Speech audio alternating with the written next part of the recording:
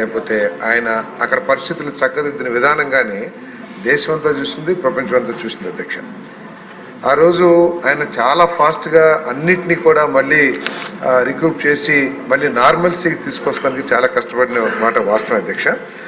అధ్యక్ష, ఇక్కడ Hudhud housing అధ్యక్ష ఇది పూర్తిగా గౌరవ సభ్యులు చెప్పారు సెంట్రల్ గవర్నమెంట్ కూడా ఉందని.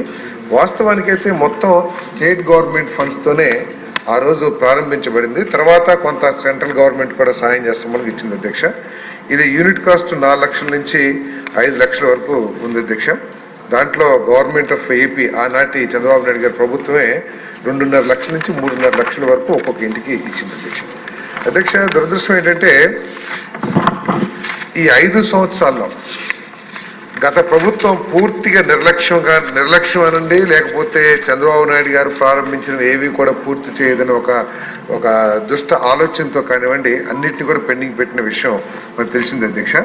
వాస్తవానికి ఏంటంటే అధ్యక్ష, ఈ మిగిలిపోయిన ఏదైతే 608 ఇళ్ళు ఉన్నాయో అవన్నీ కూడా ఏంటంటే మనం ఫస్ట్లో ఇది ఒక స్పెషల్ టెక్నాలజీతో ప్రీఫ్యాబ్ టెక్నాలజీతో టేకప్ చేసిన హౌసెస్ అధ్యక్ష. ఎందుకంటే తుఫాన్ కాబట్టి వెంటనే ఎవరైతే ఇల్లు కోల్పోయారో భవిష్యత్తులో అటువంటి సమస్య వాళ్ళకి ఎదురు కాకూడదనే లక్ష్యంతో ఇస్తున్నాయి కాబట్టి ప్రీఫ్యాబ్ టెక్నాలజీతో పందే ఇన్ఫ్రాకాన్ ప్రైవేట్ లిమిటెడ్ అని షోలాపూర్ కంపెనీకి ఇచ్చారు అధ్యక్ష. వాళ్ళు సరైన సమయంలో పూర్తి చేయకపోవడం మూలంగా 2018లో ఆ టెండర్ని వాళ్ళకి కాంట్రాక్ట్ క్యాన్సిల్ చేసి మళ్ళీ టెండర్ పిలిచి సుధాకర్ ఇన్ఫ్రాటెక్ అని చెప్పేసి వాళ్ళకి టెండర్ ఇవ్వటం జరిగింది అధ్యక్ష.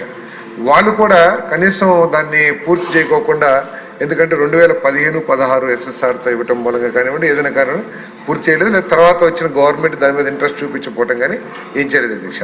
2018లో పిలిచిన టెండర్ని 2013 వరకు ఆ ప్రభుత్వం కళ్ళు మూసుకుందో, లేకపోతే ఉద్దేశపూర్వకంగా ఇవ్వద్దనుకుందో, లేకపోతే ఇంకేదన్నా ఆలోచన చేసిందేమో తెలియదు కానీ అసలు ఏమీ పట్టించుకోలేదు అధ్యక్ష. మళ్ళీ 2013లో కళ్ళు తెరిచి ఆ సుధాకర్ ఇన్ఫ్రాటెక్ ఏదైతే ఉందో వాళ్ళకి టెండర్ క్యాన్సిల్ చేశారు అధ్యక్ష. క్యాన్సిల్ చేసి మళ్ళీ టెండర్ పిలిచారు కానీ ఆనాటి ప్రభుత్వం మీద కాంట్రాక్టర్లకు ఉన్న నమ్మకం ఏంటో, లేకపోతే అటువంటి పరిస్థితులు ఏంటో అందరికీ తెలిసిందే, ఎవరూ రాలేదు అధ్యక్ష. కానీ ఇప్పుడు మాత్రం మేము తప్పుకోకుండా వాటిని ఏ విధంగా పూర్తి చేయాలని ఆలోచన చేసి ఈ 185 ఇళ్ళు ఏదైతే ఉన్నాయో వాటిని వెంటనే హ్యాండ్ ఓవర్ చేస్తానికి చర్యలు తీసుకుంటాం అధ్యక్ష. తర్వాత ఈ బెనిఫిషరీస్ లిస్ట్ ఏదైతే ఉందో దీంట్లో అవకతవకలు జరిగినా, రాజకీయ నాయకుల జోక్యం ఉన్నా తప్పకుండా ఎంక్వైరీ చేసి ఇప్పుడే మన గౌరవ శాసనసభ్యులు రామకృష్ణ గారు కూడా ఇచ్చారు సార్. ఆ లెటర్ మీద కూడా ఎంక్వైరీ చేపిస్తాము. ఎంక్వైరీ చేసి బెనిఫిషియల్ లిస్ట్ని అందరికీ ఆమోదయోగ్యంగా, ఎందుకంటే ఆమోదయోగ్యం అంటే ఇప్పుడు ఏదో కాదు, ఈ లిస్టు ఎప్పుడో తయారు చేసి ఉంటారు అధ్యక్ష. ఎందుకంటే హుదూద్ తుఫాన్ అవ్వగానే బెనిఫిషియల్ లిస్టు తయారు చేస్తారు, తమకు కూడా తెలుసు. మరి ఆ లిస్టును మారుస్తానికి గత ప్రభుత్వంలో రాజకీయ నాయకుల ప్రమేయం ఉందంటున్నారు, అదే మార్చారంటున్నారు అధ్యక్ష. ఒరిజినల్ లిస్ట్ ఏదైతే ఉందో దాన్ని కూడా రిఫర్ చేసుకుని తప్పకుండా ఎంక్వైరీ చేసి దాని మీద చర్యలు తీసుకుంటామని చెప్పేసి కూడా నేను మనం చేస్తున్నాను అధ్యక్ష.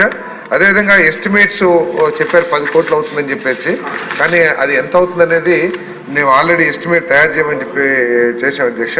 మరి ఎవరికి అలాట్మెంట్ కాకుండా కొంతమంది దాంట్లో నివాసం ఉంటున్నారని అన్నారు అధ్యక్ష. వాళ్ళు కనుక బెనిఫిషియల్ లిస్ట్లో లేకపోతే వాళ్ళని వెకేట్ చేయించేసి అవన్నీ కూడా నిజమైన బెనిఫిట్స్ లిస్ట్ ఏదైతే వాస్తవంగా వాళ్ళకి ఇప్పిస్తానికి కూడా నేను ప్రయత్నం చేస్తాను అధ్యక్ష. అధ్యక్ష, ఈ హౌసింగ్ స్కీమ్ని గత ప్రభుత్వం ఈ పూర్తిగా నిర్లక్ష్యం చేయడం కానివ్వండి, లేదా రాష్ట్ర ప్రభుత్వం నుంచి ఎటువంటి సహకారం లేక ఈ హౌసింగ్ ప్రోగ్రామ్ అంతా కూడా కుంటుపడింది అధ్యక్ష. మనం 2014-19 కనుక తీసుకున్నట్లయితే ఆనాడు చంద్రబాబు నాయుడు ప్రభుత్వం ఈ హౌసింగ్ స్కీమ్కి చాలా ప్రాధాన్యత ఇచ్చి ఎన్టీఆర్ రూరల్ హౌసింగ్ అని చెప్పేసి ఒక కార్యక్రమం ప్రారంభించారు అధ్యక్ష. పూర్తిగా రాష్ట్ర ప్రభుత్వ నిధులతోనే ఆ రోజు ఇల్లు కట్టడం జరిగింది అధ్యక్ష.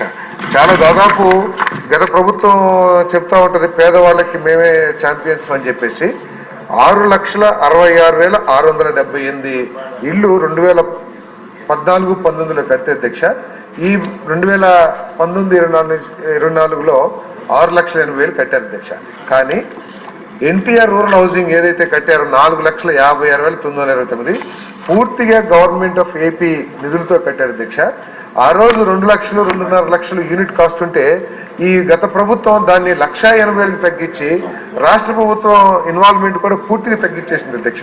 ఉదాహరణకి యూనిట్ కాస్ట్ ఎన్టీఆర్ హౌసింగ్ లో 1,50,000 అంటే పూర్తిగా 1,60,000 రూపాయలు మన రాష్ట్ర ప్రభుత్వం భరించి ఎస్సీస్కి 50,000, ఎస్టీస్కి 75,000, స్పెషల్ ట్రైబల్ గ్రూప్స్కి 1,00,000 రూపాయలు ప్రభుత్వం నుంచి అదనంగా ఇచ్చారు. మరి గత ప్రభుత్వం మాత్రం ఎస్సీ ఎస్టీ ట్రైబల్స్కి ₹1 కూడా ఇవ్వలేదు అధ్యక్ష. కాబట్టి పొదులో ఏదైతే జరిగిందో బెనిఫిషియల్ లిస్ట్ మొత్తం మళ్ళీ ఎంక్వైరీ చేసి దాంట్లో అవకతవకలు జరిగితే అధికారుల మీద కానివ్వండి, లేకపోతే ఆ బెనిఫిషరీస్ రాజకీయ నాయకుల మీద కానివ్వండి తప్పకుండా చర్యలు తీసుకుంటానికి మేము ప్రయత్నం చేస్తాం అధ్యక్ష. తర్వాత ఏదైతే 608 ఉన్నాయో వెంటనే టెండర్ పిలిచి దాన్ని ముఖ్యమంత్రి గారితో చర్చించి దానికి ఏదైనా అవసరమైతే నిధులు తీసుకుని ఒక మార్చి కల్లా అవి కూడా అందజేస్తాం. 185 ఇళ్ళు యాజ్ పర్ ఒరిజినల్ లిస్టు మేము త్వరలో ఇచ్చేస్తాం. మంత్రి గారు, నేను కూడా ఆ ప్రాంతం వాడిని కాబట్టి నాకు కూడా తెలుసు చాలా అవకతవకలు జరిగాయి, ఇష్యూస్ చేశారు.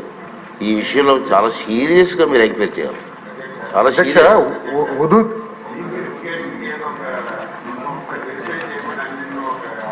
అధ్యక్ష ఇప్పటికే రివ్యూ చేసాం అధ్యక్ష. రివ్యూ చేసి రాష్ట్రం అంతా కూడా ఎంక్వైరీ చేయండి. బెనిఫిషియల్ లిస్ట్ కానివ్వండి, లేకపోతే కొంతమంది కాంట్రాక్టర్లు ఇల్లు తీసుకుని కట్టలేదని దాని మీద ఎంక్వైరీ చేయమని అధ్యక్ష. కాంట్రాక్టర్లు మెటీరియల్ తీసేసుకుని దుర్వినియోగం చేశారన్నారు, దాని మీద కూడా ఎంక్వైరీ చేయమని అధ్యక్ష. 1 నెల రోజుల్లో రిపోర్ట్ కూడా ఇవ్వమని చెప్పేసి ఉన్నతాధికారులను ఆదేశించడం కూడా జరిగింది అధ్యక్ష.